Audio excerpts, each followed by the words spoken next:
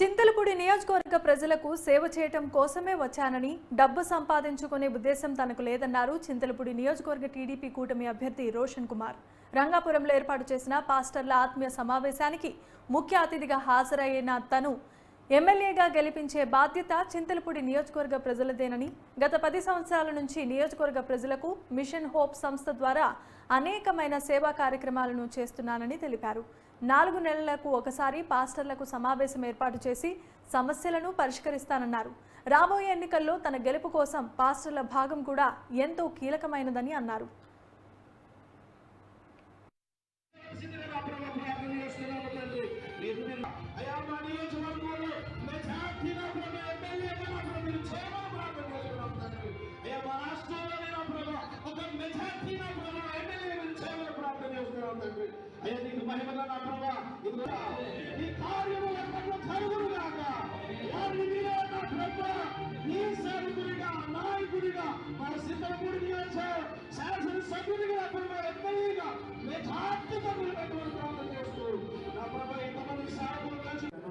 రోజు నుంచి కూడా నా మీద లేనిపోని ఆరోపణలు చేస్తూ వచ్చారు.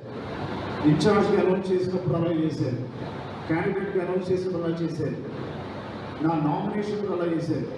ఆఖరికి మొన్న నామినేషన్ అయిపోయిన తర్వాత ఆఖరి రోజు ముందు నా స్కూటనీ ఉంటుందని తెలిసి కూడా నా మీద లేనిపోని ఆరోపణ చేసి నాకు అక్రమ ఆస్తులు ఉన్నాయి, నేను బయట పెట్టలేదని చెప్పి నా అఫిడవిట్లో పేర్కొన్నాను.